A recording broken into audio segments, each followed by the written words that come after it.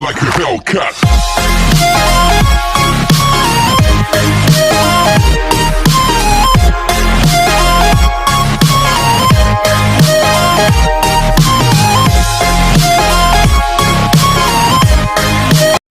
जैन बच्चों, हमारे पास class 9th में जो चैप्टर मैथमेटिक्स में जो चैप्टर कर रहे हैं वो है बहुपद। बहुपद क्या है इसके बारे में हम पिछले वीडियोस में जान चुके हैं। प्रश्नावली 2.1, 2.2 और 2.3 के क्वेश्चंस भी हम ऑलरेडी कर चुके हैं और ये जो हमारे पास एक्सरसाइज चल रही है 2.4, इस क्वेश्चन नंबर 5 का हम सेकंड पार्ट करने वाले हैं। तो आपको एक बहुपद दिख रहा होगा x³ - 3x² - 9x - 5। मैंने आपको पहले से बता चुका हूँ पिछले वीडियो में क्वेश्चन नंबर 5 के फर्स्ट पार्ट में कि अगर ये हमारे पास जो बहुपद है इसके कितनी घात हैं 3, तो इसके कितने गुणनखंड हो सकते हैं 3, तो इसके कितने शून्यक होंगे 3। तो हमें वही 3 गुणनखंड यहाँ पर फाइंड करने हैं। तो करने का तरीका मैंने आपको क्या सिखाया है, मैंने आपको कहा है कि पहले तो इसको मान लो px, जो कि मैंने मान लिया। फिर मैंने आपसे कहा था सबसे पहले इसमें 1 रखो, फिर -1 रखो, फिर 2 रखो, फिर -2 रखो, फिर 3 रखो, फिर -3 रखो, फिर 4 रखो, फिर -4 रखो, तब तक रखते जाओ जब तक कि आपको 0 आंसर नहीं मिल जाता। और जैसी 0 मिल जाए उसके बाद रखना बंद कर दो। जैसे मैं यहाँ पर x की वैल्यू 1 रख के देखता हूँ और चेक करता हूँ कि मुझे आंसर क्या मिलता है। तो मैंने यहाँ जहाँ जहाँ x है यहाँ 1 रखा, ये 1 का क्यूब रखा, ये 1 का स्क्वायर रखा, 9 × 1 रखा, -5। ठीक हो गया इतना। 1 का क्यूब कितना होता है 1 होता है, ठीक है। 1 का स्क्वायर कितना होता है 1 होता है, उसको 3 से मल्टीप्लाई करोगे तो 3 ही आएगा। 9 को 1 से मल्टीप्लाई करो कितना आएगा 9, और ये हमारे पास -5। अगर इसको सॉल्व करोगे ना, खुद ट्राई करके देख सकते हो, अगर सॉल्व करोगे तो ये 0 नहीं बन रहा। हमें तो 0 चाहिए भाई, 0 नहीं बन रहा, इसका मतलब है x = 1 से हमारा जो काम है वो सिद्ध नहीं होगा। इस वैल्यू की हमें ज़रूरत नहीं है। क्यों नहीं ज़रूरत है? क्योंकि पहले मैं आपको बता चुका हूँ कि x की जो वैल्यू बहुपद में पुट करते हैं, अगर उसको पुट करने पे आपका आंसर 0 आ जाए तो उसको हम कह देते हैं उस बहुपद का शून्यक, और उसी से गुणनखंड भी निकलता है। तो जब 0 आया ही नहीं तो शून्यक भी नहीं है और गुणनखंड भी नहीं निकलेगा। अब हम x की वैल्यू क्या पुट करेंगे यहाँ -1, ध्यान रखना 1 फिर -1 2 -2 इस तरीके से पुट करें। अब मैं -1 रख के देखता हूँ, तो जहाँ जहाँ x है वहाँ वहाँ रखूँगा, तो ये हो जाएगा -1 का क्यूब -3 × -1 का स्क्वायर 9 × -1, और ये हमारे पास आ गया -5। तो बच्चों -1 का क्यूब क्या होता है, तो ये आपको पता होना चाहिए कि -1 का क्यूब का मतलब होता है -1 × -1 × -1। तो ये माइनस माइनस कैंसिल हो गए, इसका मतलब एक माइनस अभी भी बच रहा है, तो आंसर में -1 माइनस तो आएगा ही। 1 × 1 होता है, फिर 1 से मल्टीप्लाई करोगे तो 1 ही होता है। तो -1 का क्यूब कितना हो गया -1। -1 का स्क्वायर कितना होता है -1 × -1, माइनस माइनस कैंसिल, 1 × 1 कितना होता है 1। तो हमने देखा -1 का क्यूब होता है -1, और -1 का स्क्वायर होता है 1। -9 को -1 से मल्टीप्लाई करो, माइनस माइनस कैंसिल, प्लस हो गया, तो ये हो गया +9 और लास्ट में -5 है। 3 को 1 से मल्टीप्लाई किया तो 3 आया, और 9 को 5 से माइनस किया तो कितना आ गया 4। -1 को -3 से हम सॉल्व करेंगे तो ये आएगा -4 +4, कितना आंसर आ गया 0 आ गया। ये इंटरेस्टिंग है यहाँ पर।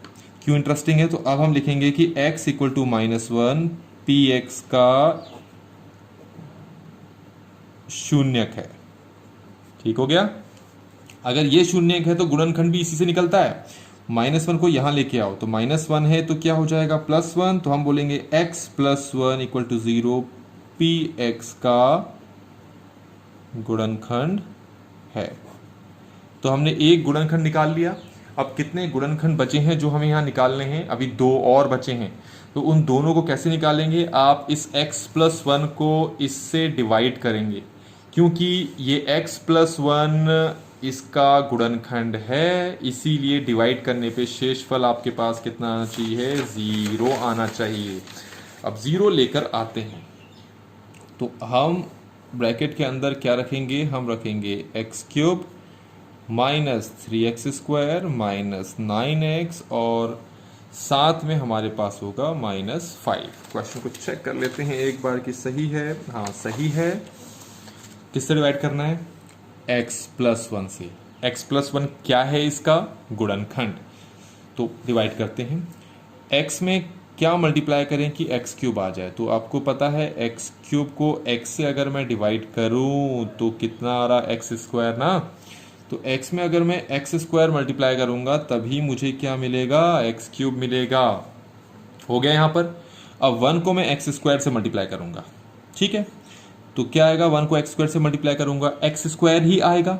तो लिखा मैंने प्लस 1 को तुम x स्क्वायर से मल्टीप्लाई कर रहे हो तो 1x स्क्वायर भी लिख सकते हो या सिंपली x स्क्वायर भी लिख सकते हो, ज़रूरत के हिसाब से कर लो। मैं 1x स्क्वायर लिख देता हूँ ताकि आपको कोई कन्फ्यूजन ना रहे। अब क्या करेंगे? इन दोनों को सब्ट्रैक्ट करेंगे, उसके लिए नीचे वाले के साइन चेंज करने पड़ेंगे। इसके आगे प्लस है तो हो गया माइनस, इसका प्लस है तो ये हो जाएगा माइनस, ये कैंसिल हो गया। -3x स्क्वायर -1x स्क्वायर कितना होता है? -4x स्क्वायर, और साथ में -9x भी है और -5 भी हो गया। अब आप फिर से वही झमेले में पहुंच गए। x में कितना मल्टीप्लाई करें कि -4x स्क्वायर आ जाए? मतलब -4x स्क्वायर चाहिए, है ना? तो -4x स्क्वायर को पहले x से डिवाइड करके देखो, कट गया ना? पता है ना कैसे कटा? 2x है, 1x कैंसिल हो गया तो एक ही तो बचा। क्या बचा? -4x। इसका मतलब x में मल्टीप्लाई करो -4x तो आपको मिल जाएगा -4x स्क्वायर। अब आएगी 1 की बारी। इस 1 को भी -4x से मल्टीप्लाई करोगे तो कितना आएगा? -4x ही आएगा, क्योंकि 1 को किसी भी नंबर से मल्टीप्लाई करो वही नंबर आ जाता है, ठीक है? तो ये लिखा मैंने -4x। क्या करेंगे? साइन चेंज करेंगे क्योंकि सब्ट्रैक्ट करना है। ये है माइनस तो हो गया प्लस, ये है माइनस तो हो गया प्लस। इसको तो कटना ही है, पहले वाले को तो कटना ही होता है, उसकी किस्मत में ये लिखा है। -9x प्लस 4x कितना है? -5x, और ये साथ में क्या है? -5। फिर से वही झमेला आ गया भाई। ये -5x है ना, तो x में कितना मल्टीप्लाई करूँ कि -5x है? तो क्या बताया है कि -5x को आप x से डिवाइड करके देखो तो ही पता लगेगा। तो x से x कैंसिल हो गया तो क्या बचा? -5 बचा ना। तो इसका मतलब x को -5 से मल्टीप्लाई करो तभी -5x आएगा। 1 को -5 से मल्टीप्लाई करो तो कितना आता है भाई? वही आ जाएगा। सब्ट्रैक्ट करेंगे ना, माइनस का प्लस, ये भी कट रहा है, -5 + 5 ये भी कट रहा है, तो शून्य तो जीरो आना ही था। अगर शून्य जीरो नहीं आता है, सॉरी शून्य बोल रहा हूँ मैं, शेषफल अगर ये जीरो, रिमाइंडर आपका जीरो नहीं आता, इसका मतलब तुमने गलत डिवाइड किया। आप फिर से करो। क्यों कह रहा हूँ भाई ऐसा? क्योंकि ऑलरेडी हमें पता है कि ये इसका गुणनखंड है, ये इसका फैक्टर है। तो फैक्टर जब इस बहुपद को डिवाइड करेगा तो शेषफल जीरो ही आना चाहिए। तो हमें मिला क्या वैसे? ये करने से हमें मिला क्या? ये मिला, इसकी घात कितनी है? 2 ना। तो यहाँ से इसकी घात कितनी है? 2 ना। तो इससे कितने गुणनखंड आएंगे? 2, है ना? किसके गुणनखंड आएंगे अभी पता लगेगा। पहले इसको हम सॉल्व करते हैं। x स्क्वायर -4x -5, ये द्विघात बहुपद है। इसको सॉल्व कैसे करते हैं? Middle term splitting. त्रिघात वाले को कैसे करते हैं वो हम यहाँ पर दिखा रहे हैं। आपके पास 3 घात वाले हैं, अगर आपके पास उससे बड़ी घात वाले आते हैं तो हम हायर क्लास में उसको फैक्टराइज, गुणनखंड का तरीका हमारे पास हायर क्लास में ही है। अब इसका मिडिल टर्म स्प्लिटिंग होगा, मध्य पद विभाजन। कैसे करेंगे भाई? इसको पहले 5 को x स्क्वायर से मल्टीप्लाई करो तो कितना आ रहा है? 5x square. अब 5 का टेबल पढ़ो, 1 5 5, एक ही होता है। 5 के पहाड़े में भी आता है, 5 एकम 5, पर बात वही है, इसी का उल्टा हो जाता है।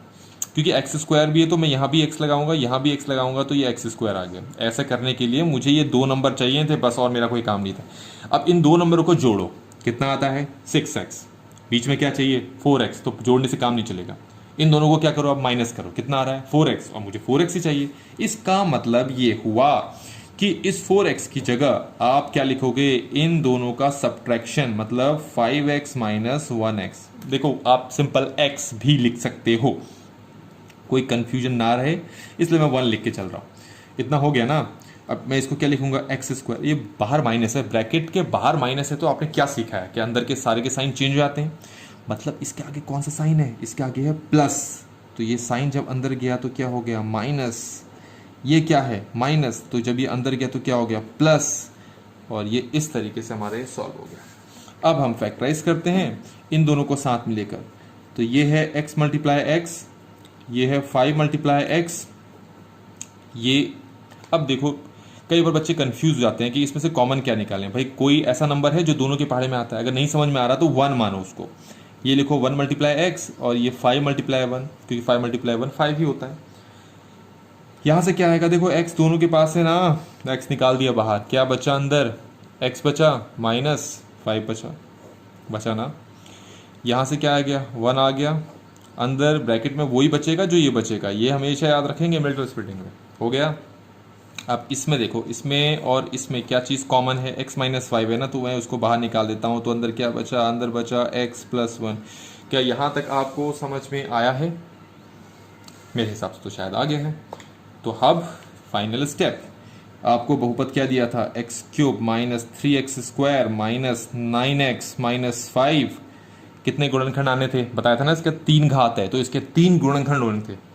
पहला गुणनखंड आपने क्या निकाला था, x प्लस 1, और बाकी जो 2 हैं वो भागफल को मिडिल टर्म स्प्लिटिंग से निकाला। बाकी जो 2 गुणनखंड थे वो भागफल को जब हमने मिडिल टर्म स्प्लिटिंग की तब निकले, और वो कहाँ है, 2 ये बैठे हैं यहाँ पर। तो एक है x प्लस 1 और दूसरा है x माइनस 5। तो बच्चों इस तरीके से ये वाला क्वेश्चन भी यहाँ पर फिनिश होता है। वीडियो अगर अच्छा लगे तो शेयर, लाइक और सब्सक्राइब ज़रूर करें। Thank you so much. जय हिंद।